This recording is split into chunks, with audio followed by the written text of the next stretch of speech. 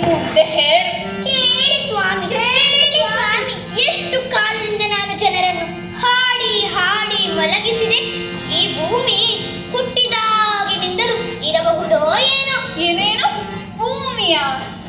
ಭೂಮಿ ಹುಟ್ಟಿದ್ದು ಯಾವಾಗ? ಹಾ, ನನಗೆ ತಿಳಿದರೆ ನಿನ್ನ ಪ್ರಶ್ನೆಗೆ ಉತ್ತರ ಹೇಳಿ ಏನು? ಛೆ, ಹೌದು ಎನ್ನಿ, ಹೌದು ಎನ್ನಿ. ಹುಟ್ಟಿದಾಗಿನಿಂದಲೂ ಇರಬಹುದು ಎನ್ನಿ. ಹೌದೌದು. ನಮ್ಮಂತವ್ರನ್ನೆಲ್ಲ ಯಾರು ಸ್ವಾಮಿ ಲೆಕ್ಕಕ್ಕಿಡ್ತಾರೆ? ಯಾರು ಸ್ವಾಮಿ ಲೆಕ್ಕಕ್ಕಿಡ್ತಾರೆ?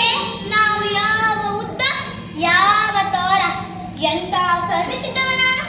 ಮೊನ್ನೆ ಒಂದು ಮಗುವಿಗೆ ಖುಷಿಯಲ್ಲಿ ಮುತ್ತಿಟ್ಟೆ, ಅದೇ ಆಗ್ಲಿಲ್ವಲ್ಲ. ಅಂದರೆ ಬೀಡಿಸಿ ಹೇಳಲು ನನಗೆ ಟೈಮ್ ಇಲ್ಲ. ಕೇಳಿ, ಮಗು ಮಲಗಿತ್ತು. ನಾನು ಎಂದಿನಂತೆ ಜೋಗುಳ ಹಾಡುತ್ತಾ ಹಾರಾಡುತ್ತಾ ಅದನ್ನು ನಿದ್ದೆ ಮಾಡಿಸುತ್ತಾ ಇದ್ದೆ. ಅತ್ತಿತ್ತ ನೋಡದಿರು, ಅತ್ತು ಹೊರನಾಡದಿರು, ನಿದ್ದೆ ಬರುವಳು ಹೊತ್ತು ಮಲಗು ಮಗುವೆ, ಜೋ ಜೋ ಜೋ ಜೋ, ಜೋ ಜೋ ಜೋ. ಇನ್ನೇನು ತಾಯಿ ಮಗು ಇಬ್ಬರಿಗೂ ನಿದ್ದೆ ಬಂತು ಬಂತು. ಆದ್ರೆ ನನಗೆ ಹಾಡು ನಿಲ್ಲಿಸಲು ಮನಸ್ಸೇ ಬರಲಿಲ್ಲ. ವಿವರಣೆ ಜಾಸ್ತಿ ಆಯ್ತು, ಕಿವಿ ಕಾದು ಹೋಯ್ತು. ವಿಷಯ ಕೇಳಿ, ಆ ಮಗು ಕನಸಿನಲ್ಲಿ ನಕ್ಕಿತು. ಕನಸಿನಲ್ಲಿ ನಗುವ ಮಗುವನ್ನು ನೀವೆಂದಾದರೂ ಕಂಡಿದ್ದುಂಟೆ? ಅಂತ ಚಂದ. ನಾನು ತಡೆಯಲಾರದೆ ಹೋಗಿ ಮುತ್ತಿಟ್ಟೆ. ಸಾಜ ಸಾಜ.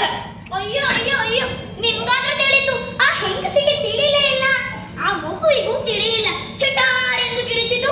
ಆಕಾಶ ತಲೆ ಮೇಲೆ ಬಿದ್ದ ಹಾಗೆ. ಹೌದೌದು, ಆಕಾಶ ತಲೆ ಮೇಲೆ ಬಿದ್ದ ಹಾಗೆ. ನಾನಂತೂ ಏನ್ ಮಾಡ್ದೆ?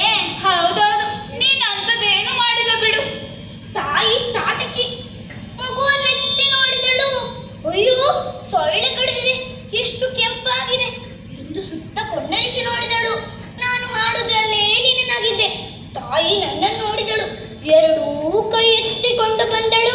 ಹೌದೌದು, ಎರಡೂ ಕೈ ಎತ್ತಿಕೊಂಡು ಬಂದಳು. ಪಾಪ ಪಾಪ. ನಾನು ಹೀಗೆ ಹಾರಿ, ಹಾಗೆ ಹಾರಿ, ಹಾಗೆ ಹಾರಿ, ಹೀಗೆ ಹಾರಿ, ಹಾರಿ ಹಾರಿ ಹಾರಿ ತಪ್ಪಿಸಿಕೊಂಡು ಬಂದೆ. ನನ್ನ ಗಂಟಲು ಆರಿ ಬಸೆ ಎಂಬ ಜಾತಿ ಇಲ್ಲ ಸ್ವಾಮಿ. ನನ್ನ ಸೇವೆಯೆಲ್ಲ ನೀರು ಪಾಲಾಯಿತು. ಹೋಗಿ ರಾಜನನ್ನು ನೋಡುವನೆಂದರೆ ಆತ ರಾಜಕುಮಾರ ಕಳೆದು ಹೋದ ದುಃಖದಲ್ಲಿದ್ದಾನಂತೆ. ತಂಬುರ ಕೇಳಿಸಿತು, ಆದರೂ ಹೋದೆ.